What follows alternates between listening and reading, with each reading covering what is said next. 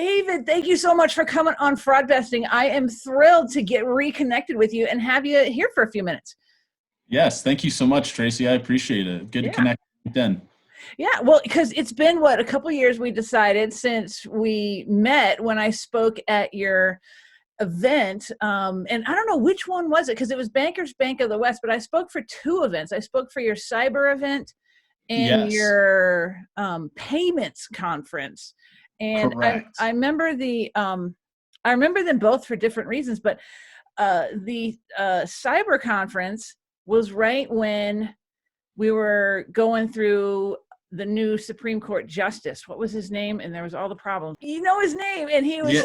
sexual assault, and Oh, uh, um, we can't. yeah, I don't recall. Yeah. Anyway, so all of that was going on, and I had learned by that time to not talk about politics on stage because someone gets upset with objective just analysis. And so I remember having to do a bonus side session in the hallway for people who wanted to know the objective, like, body language of, Okay. was this guy lying or not.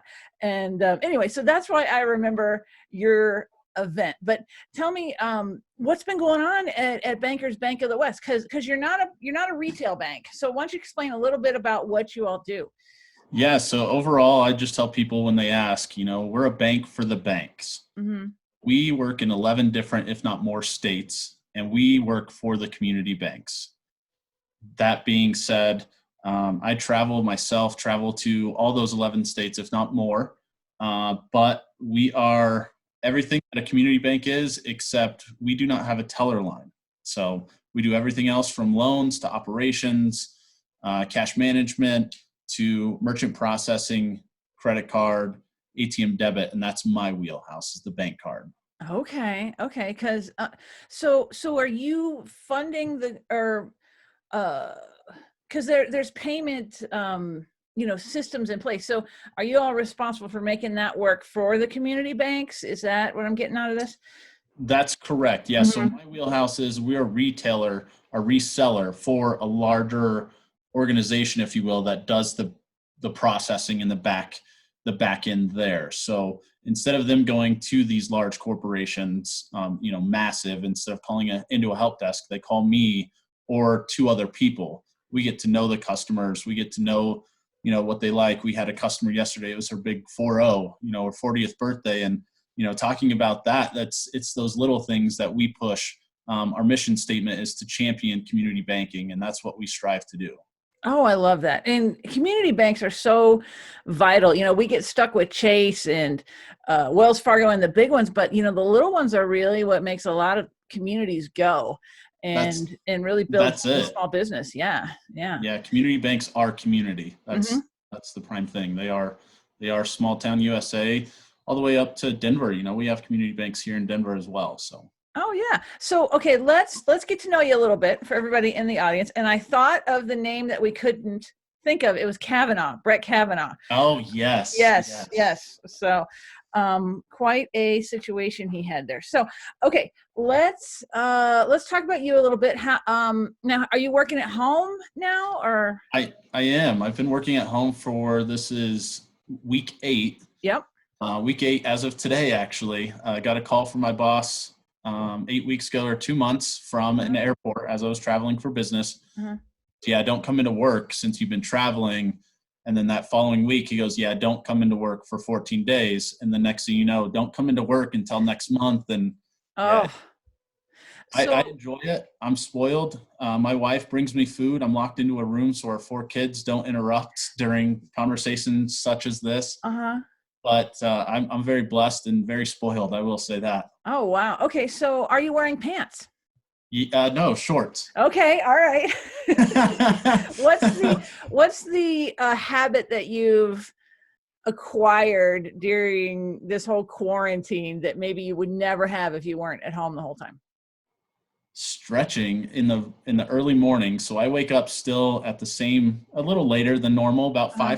5:30, Mm-hmm. and I go into my closet and stretch and keep myself in the closet until our little kids, 4 and 2, wake up, so that they don't know that I'm here. I'm actually at the office. Oh. Yes. So my 4-year-old's a little worried. He goes, Dad, everyone's sick. Make sure you wear a mask and you're safe. And I'm like, anytime I go outside, I wear a mask. So I'm very careful in my wording there. I'm not lying to him. I'm just, not telling the full truth. That you're hiding from your children. Right. I got it. That's Okay. All right. right. I That's hope you have a big right. closet. I Well, do. I get to come out after they're awake. I get to come out, and I have our bedroom that I'm in right now. Uh-huh. I have a whole setup here that I created, a whole standing desk type situation, Okay. but I'm locked away with a fan outside the door so they don't hear me chattering away. Huh. All right. You know what? I think you've taken the hiding thing to new levels. So, good for you. Good from you. Thank you. Have you seen any silver linings come out of this yet, either for yourself or for your business? For our business, it's business as usual. Mm-hmm. That's what we're striving to do is have our customers not know that we are at home. The biggest thing that I can say for myself is I'm not out in front of the customers, and that's one thing that I love to do. I'm a people person, day in, day out. I mean, I could walk into a room and try to make conversation with practically everyone, Yeah. but that's one thing that I wouldn't say struggle, but learning to adapt. I'm an extrovert, but you see all these videos of extroverts freaking out and looking out the window hoping someone walks by. I'm not like that. I literally instantly became an introvert and loving the productivity that I'm doing at home. Wow. So you did a switch. And you know what? I'm very similar. Like I have the extrovert introvert thing. I can do both. And I got to tell you, I'm getting tired of the introvert one. I'm ready.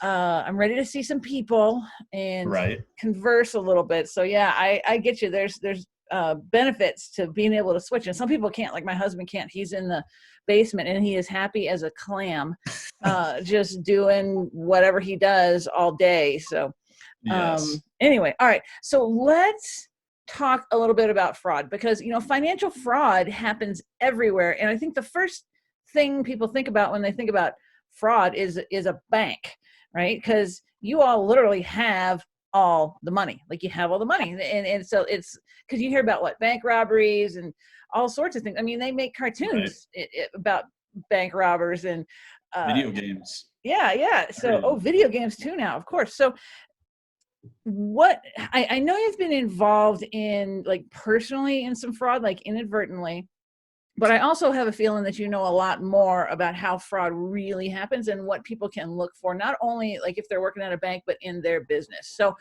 I'm going to let you start however you want to, but we definitely want your story and we definitely want some little tips in there. Perfect. No, that's great. I wrote down some notes here just to make sure I had some points. Oh, Uh, great.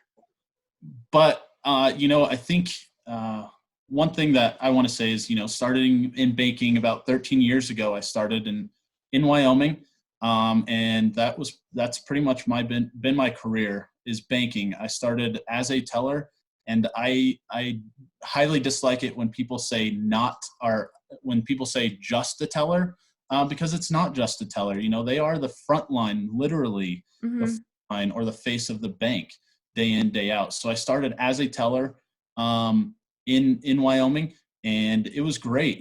I was a young kid. I guess I consider myself still young, but was a young punk is what I like to say. I had Okay. things. I had a necklace.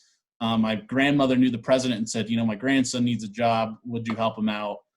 So that's what started it. Well, then a year later, the bank was purchased by another one, and the new president came in and said, "Yeah, we got to watch this young kid here. He's got earrings. We need him to wear a tie. No more necklace. No more earrings. We need him to straighten up." And I was that young kid that said, "No, you're not going to tell me what to do." Next thing you know, I'm learning how to tie a tie Ah. so, um, and 13 years later, I love wearing ties, and business has become more casual. Mm-hmm. Wearing ties, especially in small towns, really throws people off. Oh, interesting. Yes, I love wearing suits. I love dressing up. I love looking nice. As not today, but Yeah, your pullover looks awesome. well, thanks. I got somewhat dressed up for this event. But what I just wanted to say that as I go in, I was a teller. Within my first year, we had some fraud occur, and that being check fraud. I guess you would consider it check fraud. We had a business customer that was a business customer of the bank that did side jobs here and there, but would do paydays periodically. It wasn't every other week. It wasn't, first and 15th. It just would, when the job's done, people got paid. And it was your blue collar workers that, would come in, and once the job's done, they want to get paid because they don't bank with us. Right. They just cash, and we'd cash their checks and go. Well, I don't remember the day of the week, but it was a Thursday, Wednesday, Thursday type of deal. And all of a sudden we get people coming in, two at a time, one-offs, but it started occurring throughout the afternoon. And we're like, okay, maybe they just finished a job and they're needing to get paid. The dollar, we're $1,000 and above. And so they weren't small dollar amounts, if you will. They just kept occurring, more and more people, which was about normal for this company. So we're cashing them, we're checking IDs, we're writing their ID numbers on the check, this and that. We're doing our procedures as so forth. But we got to one, we're probably, I'd say 10 checks in already. Kind of threw a red flag or something with the check didn't look right, or the business customer started going negative. And so we went yes. So we went, we have to get management approval. Can it go through their overdraft, things of that sort. So she took a look at it, decided to call the business owner. That's what started everything, knowing that this is not legit. Every one of these that we've cashed has been fraud. Someone stole their checkbook, but it wasn't just handwritten checks. They were actually typed out on a computer and printed. So they looked to us legit. And with that, you can tie the business owner's signature onto those checks electronically, which is normal. Electronic signature that is then printed on the check. So overall, it looked normal, but that threw the red flag up to us as the tellers. So we instantly stopped. Well, then they went to our branch that was about 5 minutes away and started trying to cash them there. Well, then they try to go to their banks if they had a bank and tried cashing them there. And I would say $15,000 to $20,000 within an afternoon was gone. Wow. Okay. So let's dig into this a little bit. So do you remember what was the tip? I mean, besides them going negative, the customer going negative, was there another tip off to go, wait a minute, something's fishy here? Us, the ones on the front line, we questioned it kind of at the beginning. Usually this isn't a normal day. This isn't a typical time frame. Something just didn't seem right. But at that time, we just didn't question it. It seemed about, there was enough things that fell in line that were normal, that one or two little caveats or red flags just didn't, we didn't take that into effect, which we probably should have, right away, taken it to management and just said, hey, this does not feel right. What's going on? Our internal instincts, even if it was just one of us. We did discuss, I believe, I'm trying to remember, this was 12 years ago. So, right. Yeah. But, as tellers, we probably should have just came together and said, yeah, let's say something and make sure this is legit. Just like your last speaker, I was listening to your podcast, one of your latest ones yesterday. Your speaker said, if it doesn't feel right, it probably isn't right, as well as, give them a call.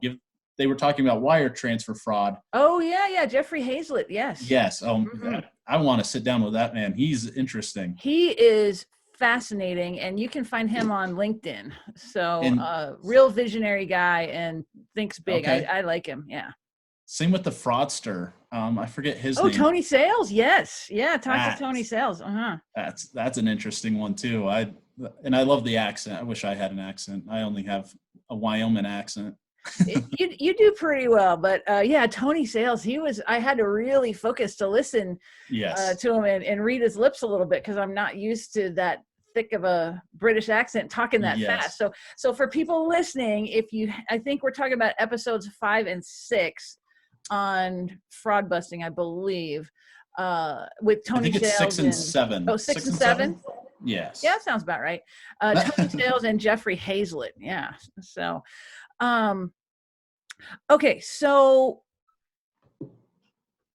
did someone steal the numbers or steal the checkbook? Did you figure out how this all went down? Yeah, so from what we understand is that the checkbook or the check system was hacked into by someone there. It wasn't a third party somewhere else. Oh, it was internal. It was internal. It definitely was internal. Probably from, my opinion would be someone said I could get away with this. Hey guys, come with me.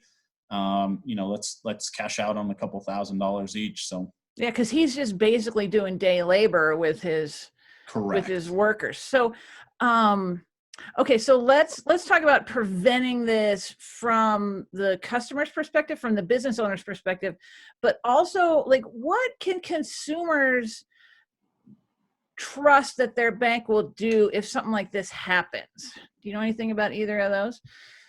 Yes, so there's policies and procedures put in place as well as training. Say as a teller, if you're listening, as a manager, as a business owner, if it doesn't feel right, follow your instincts and follow up with that. Just, again, as previous guests have said on your show, follow that instinct. Do what you need to do to investigate just that piece. And if it takes 10 minutes, it takes 10 minutes. And another person said, pressure them. If a fraudster's pressured, they're going to crack. And, we had that a couple times with people coming into the branch that were just suspicious. But if you sit there and make them feel uncomfortable, they'll just leave. We have no idea what some of those intents were, what they were planning to do or not do. Maybe they were just, casing the place at the time. But if you pressure them, they feel uncomfortable. So did you just make them sit on the couches in the bank for 10 minutes until what does pressure really mean? Yeah. This is kind of advancing from a teller now to a branch administrative manager. So I was in charge of the tellers, the new account representatives at that time. My desk was right at the front of the door. So anytime anyone walked in, we were trained to greet them, but me being who I am, wanted to greet them, shake their hands, have a cup of coffee with them. But there were a few, and not just pointing out gentlemen, but we had, a female teller line, and then we'd have gentlemen come in and just sometimes you get that feeling of this isn't going to be a comfortable situation. Let me present myself, make sure that they know I'm here and I am listening and watching. So, you just stand up by the teller line, either next to them in a different station, and you're just conversing, about fake business or whatever it may be. Just to know that they're there, say hi, shake their hands, at that point, and maybe, you start evaluating that individual. What are they wearing? What's their shoes? What do they have? Pants, hat. Oh, so you can describe them later if you got need it. Oh, that's wow. Exactly right. Okay. Yeah. Oh, so the bank's watching us all the time. so let's go back because I have a couple more questions about this fake check situation that came up. Does the bank refund that money, or how does the business owner end up? Yeah, so I don't know the logistics on this one customer. I know that we do sit down and work with the customer individually, no matter what the situation is. I don't know how that situation panned out, but in the end, he continued to be a customer of ours, and probably still is till this day. Got it. So what could he have done on his end? Because there was just one signature on the check. Is moving to two the best thing to do? I would say wet signature would probably be in that situation. You print them out all day, print the check out, but then you should have a wet signature on top of that printed check. as well as, possibly dual. It just, when you have day laborers and things of that sort, there's so many checks coming in and out, and he's also working. Mm-hmm. So finding that time is probably difficult. So there might have been a secretary or anything of that sort that was on the inside. Mm-hmm. Wow. Okay. So yeah, two signatures at least, or a real signature at the very minimum. Right. And it sounds like, I'm betting if he was still a customer, I'm betting the bank made it right with him. I think so. Yeah. Yep. Now, do banks carry insurance for that kind of thing, or how does that Yeah, so pan there's out? insurance at a bank, and I don't know again the logistics behind it, but there is insurance for fraud loss or for loss of any type. Mm-hmm. It just depends on the amounts. Probably for a couple thousand, it's not worth filing an insurance claim on that piece. Mm-hmm. Mm-hmm. Just work with the customer and do due diligence on that part. Yeah. Well, now banks write off fraud every month, whether it's payment, credit Every card day. fraud every day. Okay. So, well, I mean, that would make sense. What's like for a small bank, what's a fraud write off monthly? What's that look like? That's a good question. So I work with approximately 20 to 25 banks. I Mm-hmm. work on a daily basis, but we have banks from 18 million in assets, which is a pretty small community bank, Mm-hmm. way up to $1 billion in assets. So there is a huge range there. You Mm-hmm. talk $1 billion bank, and in a month they might write off a couple thousand, and they're like, nah, that's nothing. Mm-hmm. Where you talk to another bank and they don't want to write off $25. Mm-hmm. I mean, and that's just by choice. It's not because they're going to close because they can't pay for $25. They just don't want to. If they can fight it, they're going to fight it day in, day out for that fraud. So I would say on average per month, I'd say $100 to $500 could be about average in fraud loss. Mm-hmm. Oh, that's small though for a little bitty bank. I've heard different numbers, up to like 25,000 for even a little bank in South Dakota. So, Yeah, I've had banks. Last year, I had a bank that wrote off nothing at all. They really. one bit of fraud. So that was quite interesting, and they were very proud, and I was very proud of them. One of the employee of that bank really fought tooth and nail for any disputes that came in, any chargeback requests, things of Mm-hmm. that sort, through multiple different lines of investigation, either through the customer themselves or with the merchant Mm-hmm. who maybe overcharged, things of that sort. Oh, wow. So then tell me more about, how are you trained in, like, as a teller or as someone that works in the lobby of a bank? Like, what else are you looking for from people coming in that might be sketchy? Like, what can you fill us in a little bit on that? Definitely. Well, this is probably a big one for you, would be body language. Yeah. Probably not to the extent in which you go, but that'd be awesome training. I bet we could tell a lot at that point, because, man, we had some liars in there that were just blatantly honest, but some, you're like, this seems a little off. Mm-hmm. Just their presence. Again, probably body language is big, and things that they say isn't your typical customer questions. Mm-hmm. I'm trying to think of what some of those would be. I haven't been on the teller lobby side for 7 years. I've been over here at the correspondent side. But just the way that they present themselves to anyone in the office, anyone in the lobby, even other customers, it just is odd. Yeah, if it doesn't seem right. Well, and also the things that they say, right? Because if they have a story that sounds either too good to be true or just too ridiculous to even make sense, like, Right. those are the ones that, it's the simplest explanation is usually the right explanation. Yeah. And that goes for, it doesn't matter if it's in a bank lobby or in anywhere else that you might meet folks. It could be even in your business, like in whatever industry that you're in. Right. The shift in behavior is what you got to find. And like, and I love that, how you're like, oh, just put a little pressure on them, because you're right, criminals melt down easy and they give up Yes. easy, and it's up to you to just make it a little bit more difficult on them. And one of the things that Tony Sales said, since we're talking about him, is he said, there's been this general disinterest in the customer, and he said it's getting worse and worse. Right. And so to the extent that we're not paying attention to who's across from us, we're not getting the messages, and that they're screaming at us loud and clear. And I said, well, Tony, how do you sort that out? Like how he goes, here's what you do. He goes, ask them their birthday, right? Because they'll give you an ID. They've probably memorized the information on the ID because it's probably a fake ID.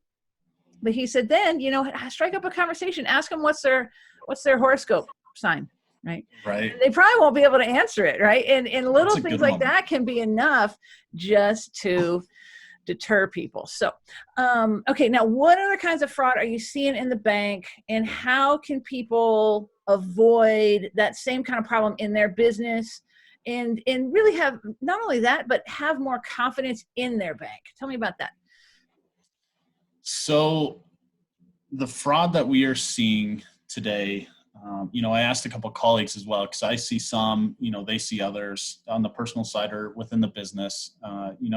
What we're seeing now are a lot of charity scams. Oh, really? And, saying, hey, do you want to donate here and there? Uh-huh. So it's just the charity as well as account takeover. Again, previous speakers have touched on this, and it just helps to reiterate that it is true. It's not just a one-off situation, in the C-suite fraud or an actual fraudster telling you this. It is legit account takeover, charity scams, phone calls, saying, hey, you just got a new or a free night stay at the hotel, or a vacation stay. Things of that sort. So if it's too good to be true, it most likely is in many different cases. Now let's talk a little bit. Let's dive into each of these just a little bit more. So charity scams, what are those looking like? How can people recognize it? Text messages. I just got one. I'm not sure if it was charity necessarily, but a text message scam saying, hey, we're trying to raise money for Red Cross. Hey, just click here and you could donate. It'll be billed to your cellular phone bill. Let's make it easy. As a consumer, as a millennial myself, it's at the touch, it's in my hands. It's messaging. I love it. I don't have to talk to anyone, even though I am an extrovert, but still, all in my hands. All I have to do is click a button, probably hit 2 more buttons. I'm done.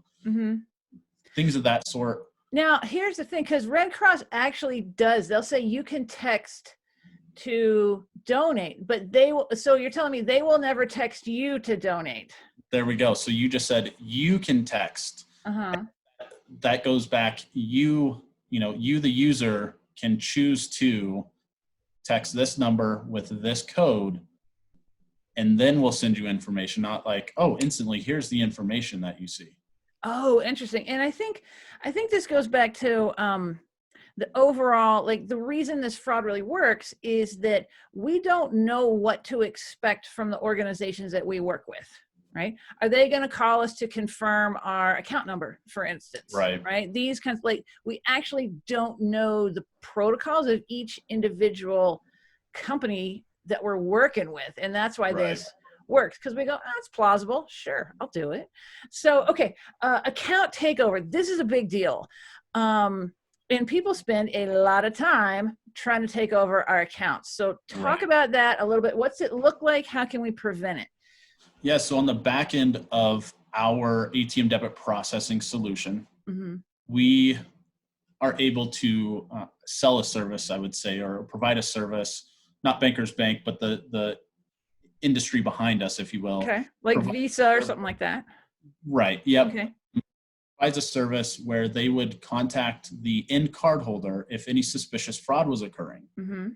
With those, the individual on the other line, the fraud team, would contact the cardholder, but should never ask for any personal information, that being any accounts, any cards, any date of birth, any social security. What they'll do is they'll ask for, verify the last transactions that occurred. Okay. Oh, that's a good little tip there. Yep. So if the the cardholder is asked for account numbers, hey, we want to verify your social security, your date of birth. Uh-huh. That's unnecessary, and they should hang up. But on our time, that's where the account takeover can happen, is people get used to these phone calls of a fraud team, an actual fraud team calling, that when the fraudsters call and they're like, hey, we just want to check your balance, check that you made this purchase. Mm-hmm.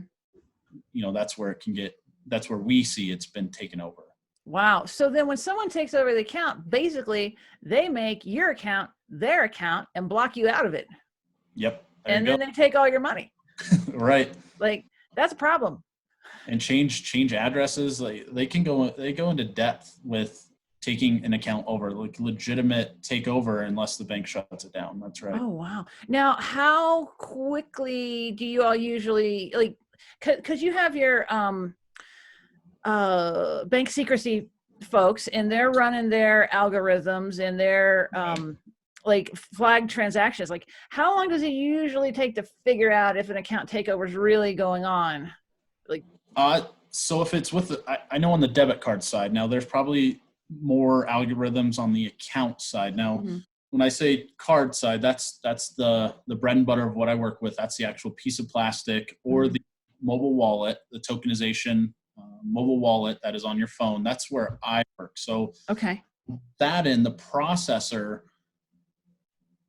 has algorithms and systems in place to where they see fraud trends that have already occurred or current fraud trends. They're also monitoring the dark web happening there. Many different things on the debit card or credit card side even that they check. So phone calls will go out, like I was saying with the fraud team. They'll call them, try to get a hold of them. There's also text alerts that are out there, email alerts, things of that sort. So that's on the debit card side. And on the account side, I don't know what they have in today's world on what we call the core of the bank. The account actually is held, but I know for a fact there's things monitoring that as well. Okay. And so, let's see. We talked about the free vacation, the free nights hotel. I mean, that would be a tough sell right now, I would think, to people who are paying attention. I don't know. Some people really want to get out of the house. What else are you hearing? What else? Because let me back up. The free night stay, that's just a way to get they want your credit card to secure the trip, right? Yep. Anything else you're hearing out there? I don't think so. I think that's the hot topics. I mean, there's multiple different, with card not present fraud happening, especially with people being home. A card not present in general has increased since the implementation of EMV, or the chip card. Chip that's now on everyone. I'm assuming almost everyone. I guess I have a customer that doesn't have the chip card, but they're in very small town USA. And they just told me this week that their customers do not want the chip. I'm like, okay, we're trying to help you. Well, it is, in their defense, it's a change of behavior when you're at the checkout, right? Because you don't swipe it anymore, you plug it in. And like, it took me a long time to change that. I'd swipe it and they're like, well, you got to plug it in. I'm like, damn it, I just put the card away. So, just, I get it. I get why it's necessary. Right. However, it is a change in behavior. And let's face it, a lot of older folks, maybe even small town, they're not into change. Right. Not at all. No. Yeah. Okay. So CNP, let's talk a little bit about that. Card not present. That translates to the regular person to like an Amazon purchase, right? Because the card is not there. Yeah. Yep. Card not present is an online transaction. CNP. That's correct. Amazon, Netflix, Hulu, any of the subscription. I'm trying to think of a snack one. HelloFresh. Okay. For sure. So. Okay.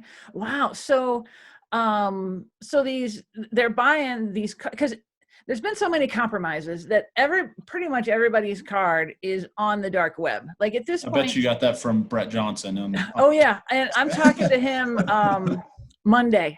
So, so we'll have Brett on the podcast here soon. And he's just Well, besides being a retired criminal, he's the godfather of how we, or how, not we, but how, because I'm not one, but how criminals collaborate and buy and sell all of our information. And so we're going to learn more about that. But, from the banker side, from your side, once a breach has happened, like the info's out there. That is, there ain't no getting it back. And That's so correct. it's up to all of us to make sure we're doing everything we can to protect our transactions. So the easiest one I'm thinking is probably the dual authentication, which means they will text you once you have a transaction that you want to go through. They'll text you the special code, then you put it in, then the transaction can go through, which is also a pain in the butt. I'm not gonna lie. Right. However, it's necessary Yep. to keep things safe, whether it's on your bank account or on your Amazon account or your Netflix or whatever it is. But what's your take on those? What else can people be doing? Yeah, so just like you said, the dual authentication, anything that you can verify against it. And yes, it's a huge inconvenience, but that inconvenience is securing your money, Mm-hmm. your hard-earned money. It may take a little bit longer, either through a chip or through dual authentication online, but it is for your safety. If you don't find a website reputable, do a quick Google search. Read up on it. There's so much information out there that people have shared so that other individuals are not affected by that fraud.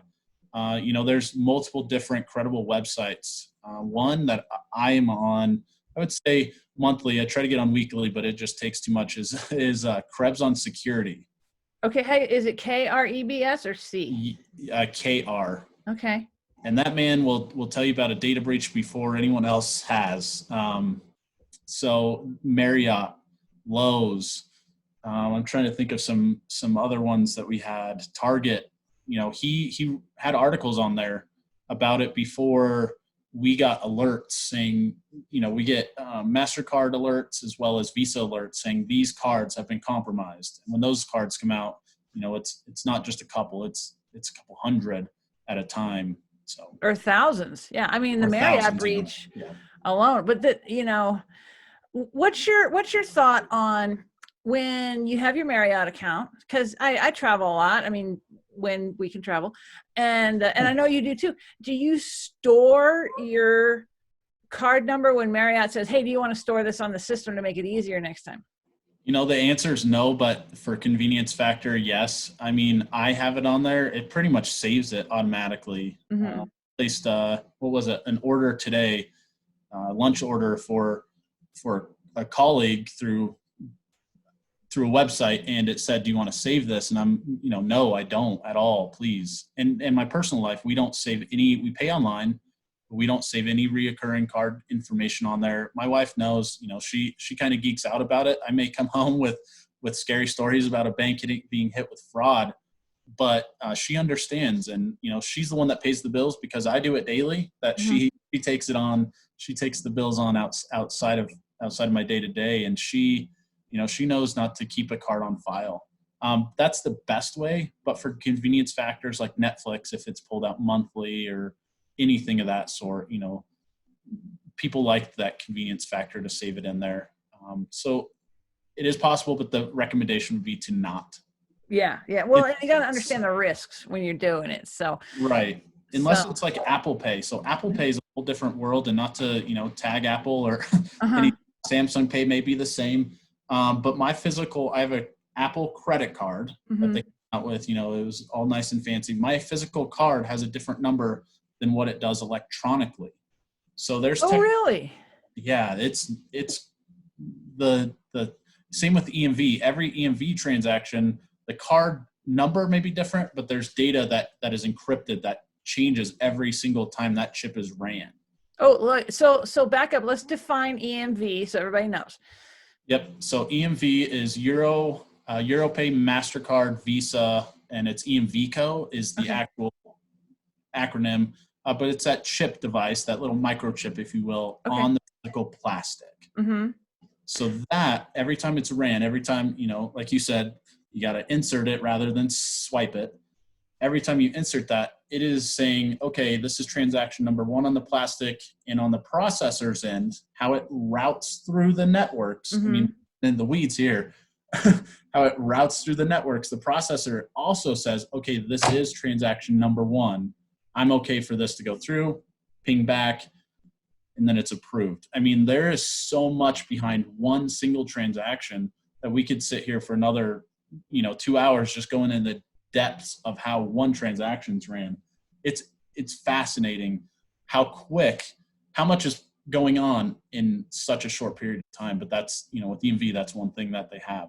Oh, wow. Okay. Oh, that was fascinating. Okay. So one last thing, if you could leave people with one tip from the banker to protect yourself, what's it going to be? Either the most important thing we've talked about, or maybe like you've left something out and you're like, gotta say it. Yeah. So I would say, now I'm coming from the banker to the banker side, and I would say, know what you have as in products. Do you have rules that you can write to block certain transactions? Do you have the capability to create alerts to the end cardholder? And then that goes to the cardholder, customer, or member, whoever it may be. Do you have this capability? And if so, how do you use it so that you can have it? You can get a text alert. Almost any financial institution in today's day and age should have text alert capabilities, if not for the debit transactions, if not for an account transaction. That could be an ACH coming in. That could be a debit card transaction. That could be a transfer from checking to savings alert. I mean, there's multiple alerts on the banking core side as well as on the debit card side. So they know what you have available. Ask questions to your banker. If you're the consumer, go into your bank and say, hey, are there things on this debit card that I need to that it has that I don't know about? I mean, there's multiple benefits out there for the end cardholder as well. For fraud, again, if it doesn't feel right, it's not right. That's one big thing there, as well as just be aware of what you're doing with your information, be it card data, personal, anything of that sort. Especially in today's, we're working from home. We have everything at a click of a button. We want convenience. I mean, I'm going to order lunch today. I need to make sure that website's reputable because it's going to have my information in it. Right. So yeah, don't give your info out willy-nilly, right? Ask your bank what to expect from them. And I think your tip about, that they'll only verify your last transaction. That's all they're going to do over text or even over the phone if they call you. Like that's right. Like just knowing that, like, takes out so much that you have to think about and question. Like that's the only thing that's going to happen. So yeah, they're just going to verify that probably the last, I've had a last 3 or 4 transactions. And if you say no on one of them, they're probably going to go even deeper. They say, did you do this? Transaction number 1. Yes. Did you do transaction number 2? No. Okay. Let's see how much of these after that did you not do? So yeah, they should only ask for transaction information within the card itself. So. Oh, perfect. Well, David, I got to tell you, thank you so much for chatting a little bit. You've really been a wealth of information. I mean, I know I learned some things and I'm sure everybody listening has too. So how can people get a hold of you if they have little questions or just connect with you? What's the best way? I would say LinkedIn. I don't have social media any other form or fashion besides LinkedIn. I'm that one millennial that does not have Instagram or Facebook or Snapchat. You're letting all your generation down. Hey, I'm okay with that. So LinkedIn would be the best way. So. Okay, excellent. So y'all be sure you find David on LinkedIn. And David, thank you so much. Yes, thank you, Traci.